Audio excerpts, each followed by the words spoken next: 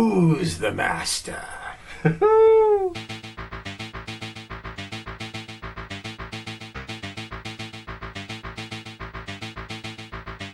Okay, everybody, today we're going back in time to check out a little movie that is truly a gem. Is it a martial arts flick? Is it an action movie? Is it a little love story? Is it just completely stupid, but making something beautiful in the end?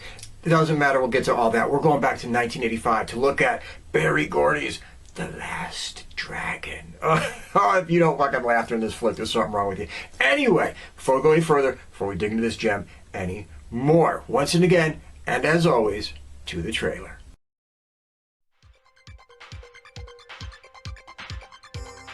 A martial arts champion in search of the glow. Master, I need more time. I am no longer your Esther. A rock and roll star on the rise. I know what it's like to lose precious things. A madman. Shogun of Harlem. A maniac. You're gonna put my video on your show, aren't you? The answer is no. And the glamour, the power, and the sound of Motown. I don't want you to kill anybody. Are you out of your mind? The Leroy Green I'm looking for. The little punk thinks he's a kung fu master. I am no master. You sure look like a master to me. This is Barie Gordy's The Last Dragon.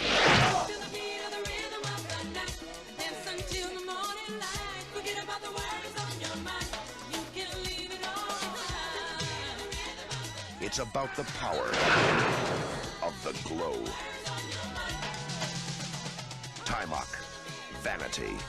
Barie Gordy's The Last Dragon, directed by Michael Schultz, a Motown Productions picture from TriStar.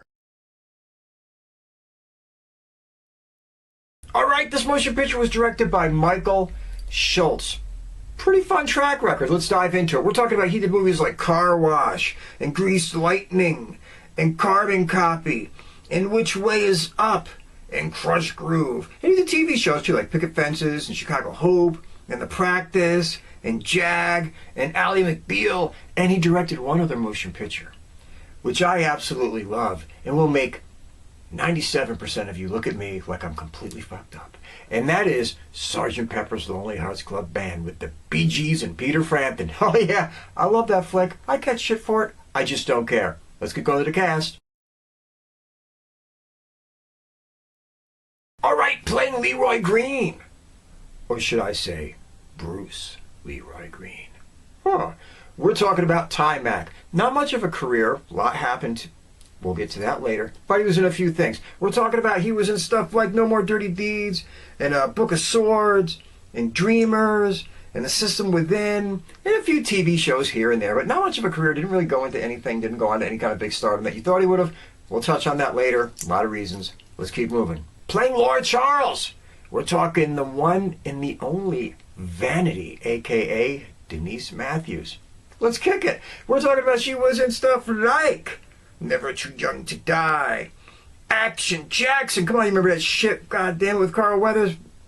Deadly Illusion, and Kiss of Death. And she was in 52 Pickup. Anybody remember that? And she was on TV in like Silk Stockings, Highlander.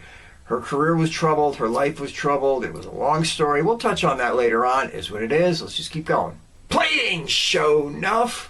One of my favorites in this flick. Julius Carey. I think the third. Whatever. Anyway, lots of TV work. Let's dig into it. He was on stuff like Bay City Blues, and Benson, and Newhart, and Alice, and Fame, and Moonlighting, and 227, and It's a Living. Anybody remember that? And Doctor, and Murder, She Wrote, and Murphy Brown, and Boy Meets World, and The District, and about 6 trillion other things. So, he was around, popped up a lot. It's fucking funny in this fucking film. Whatever. Anyway, let's keep moving. Playing Mr. Arkadian. Christopher Murney. Just talked about him not too long ago. He was in Slapshot, remember? Been in some other stuff. And by the way, he fucking kills it in this. Let's keep going. Anyway, he was in stuff like The Secret of My Success, Maximum Overdrive, The Taking of Pelham 1, 2, and 3, and a bunch of TV shows. We're talking The Equalizer and MASH and Kojak and Miami Vice, bang, bang. He was in all kinds of shit. You know what I'm talking about? You see his face. If you're around then, you remember his face. Small in stature, great in ability, is the way it is. Playing Angela, Faith Prince. Look at there. Anyway, a lot of TV work we're talking about. She was in stuff like Remington Steele and Law and Order and High Society and Spin City and Frasier and Huff, Now and Again and Grey's Anatomy and Modern Family and Melissa and Joey. And she was really a stage actress. She really was. She was really good in this too. But she was a stage actress and she won Tony Awards and shit like that. So her career is bigger than just, you know, these kind of movies and those kind of TV shows. Is what it is. Playing Richie Green, Leo O'Brien. Now, he never really had much of a career. You know what I mean? He was in like rapping in New Jack City and he passed away not too long ago, which is kind of sad. But for a young child actor, he kills it in this. He does a really great job. Kind of a shame nothing really came of his career, but it is what it was. But this guy just has to keep going. I gotta talk about Rock, played by Mike Starr, because this guy was in so many fucking movies, man. He was in so much shit. He's not a star. He's not somebody that jumps out at you you're going to remember, but he was in a million flicks. You know what I'm talking about? A million things. Let's just name some of them. We're talking about he was in stuff like The Natural and Money Pit and Funny Farm and Lean On Me and Uncle Buck and Goodfellas and The Bodyguard. Come on, you guys got to fucking remember from The Bodyguard. And Cabin Boy and Ed Wood and on and on and on and on and on. He was in tons and tons of shit. Always played that kind of like big oafish type of guy, but he was in a mad amount of stuff and tons of stuff. And also, there's a lot of other faces that pop up in this motion picture that just, as soon as you see them, you say, son of a bitch, they were in this? Yes, they were in this. We're talking about like William H. Macy way back early in his career. He pops up in this goddamn thing. And, you know, Keshia Knight Pulliam, when she was a fucking baby, pops up in this thing.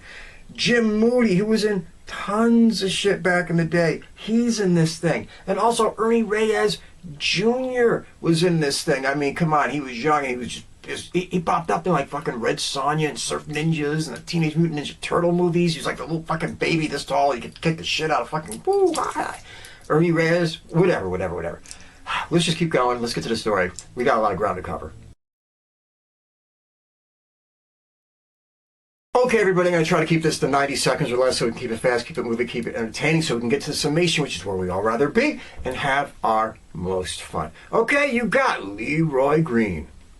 Bruce Leroy. And he's obsessed with the martial arts, and even more, he's obsessed with Bruce Lee. He walks around taking his martial arts lessons from his master. He dresses in the whole Chinese garb. He's obsessed in the whole Chinese culture. He is living the dream. One day, his master says to him, you're done here. There's nothing more I can teach you. You need to go out into the world and become a man. Leroy can't take it. He says, what are you talking about? He says, oh, well, there's another master out there. Yeah, I'll send you out there. Just keep looking, whatever.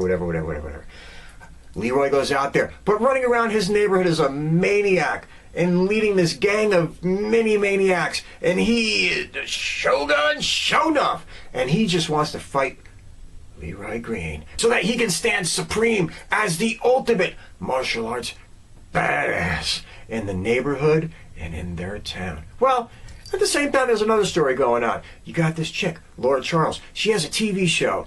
I can't remember the name of it. It's like halfway between, like, you know, Solid Gold, Soul Train, whatever the fuck it is. Who cares? Anyway, she's the host of a show. But there's this other guy, this bad guy, Eddie Arkadian. And he has a girlfriend, kind of. And he wants to get her music video on that show because it will make her a star. You know, instead of being normal about it, he decides he has to go through a bunch of shit and kidnap Laura Charles and whatever. It turns into hilarity. But she gets rescued by one Leroy Green, our boy. So, through happenstance, you have stories overlapping, stories meshing into each other of Leroy Green searching for his master, but he falls and meets this really, really hot chick that runs a TV show who's being kidnapped by a psychopath who runs arcade game machines and wants to make his girlfriend a great big music star. Basically, that's the whole idea. And they all get together and the stories intertwine and there's fights and all that kind of shit. Is what it is. Let's get going to the summation. Okay, does this movie work? Yes, this movie works. Is it ridiculous? Of course it's ridiculous. Is it stupid? Of course it's stupid. Is it just a bunch of silliness thrown into one flick? Of course it is, but that's what makes it so great. This really isn't a regular motion picture. This is a cartoon, or even a comic book, put on screen for all intents and purposes. You're never supposed to believe that anybody in this motion picture is a real person.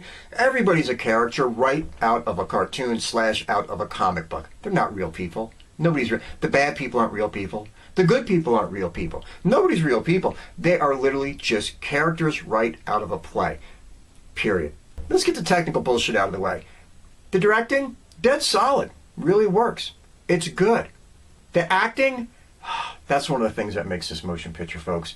That's one of the things that makes this motion picture. Everybody in this motion picture nails their shit spot on. It's all so campy. It's all so goofy. It's all done so well that when you watch it, you're like, these people are having a great time making this flick, and they're all just exploding over the top with that kind of energy, and they're all just exploding over the top with that kind of vibe, and it shows through in massive waves. Julius Carey and Christopher Murney are fucking hilarious in this motion picture. I mean, they are hilarious in this motion picture. They are funny as all shit. They really, really push it over the top. Yes, Vanity is cute, and she's adorable, and she kind of can sing okay in her parts, whatever. She plays that, you know, she gives you the little look where you're like, hey, she's hot, that kind of stuff. Okay. Taimak does all the martial arts great, all that kind of stuff. You know, has that innocent kind of confused look on his face. Does all that very well.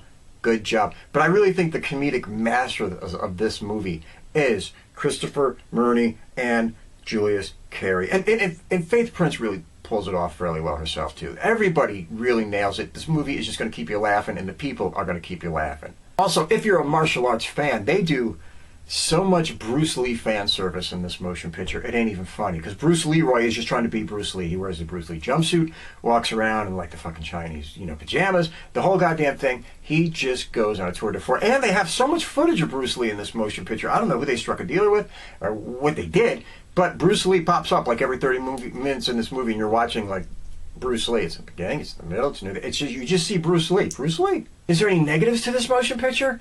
Well, I don't know if there's any real negatives to it. There's some things where you're like, okay, there might be like a little bit too much music stuff going on, but they wedge it in well to her TV show that she's running and stuff, you know. But there are points where you're like, this just switched from a movie to an 80s music video, and Berry Gordy is promoting his shit in this motion picture. It is what it is. It happens at times. If there's any real sad point or negative to this motion picture, it's kind of what happened to everybody after this motion picture. You know what I'm talking about? Ernie Reyes Jr., he's just gone through a lot of health scares, and he's a really, you know, apparently on all levels, a great dude. So it's glad that he's doing okay now, but he had a lot of problems.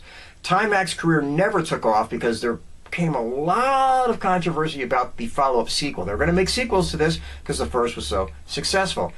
He got into a bit of a war with Berry Gordy about money. Apparently they wanted to pay him like, you know, they paid him like $60,000 for the first one. They wanted to give him $100 for the next one, and then like after that maybe $120. And his lawyer was like, hey, listen, man, if these take off, if they become like the crazy Indiana Jones of their day, you should get something more than that, or at least a percentage of the take if you're going to work for basically peanuts. Turned into a thing with Gordy. Gordy owned his contract, so he wouldn't allow him to make movies for anybody else. So he just sat there, stalled. It killed his career, is what it was. And obviously you got the story of Vanity, a.k.a. Denise Matthews, who thank God got the name Vanity because, you know, Prince wanted to give her the name Vagina. I'm not even joking. She had a career that was kind of sad and tragic. She was the it girl for a while. She was supposed to be in Purple Rain, had a falling out with Prince. She was the original singer of Vanity 6, which turned into Apollonia 6. And she kind of jumped out the gate, but the whole time she had a massive drug problem, a serious drug problem that took a toll upon her life, physically and emotionally. She wound up having internal organ damage. It screwed up the rest of her life. Thankfully, she got out of the drugs.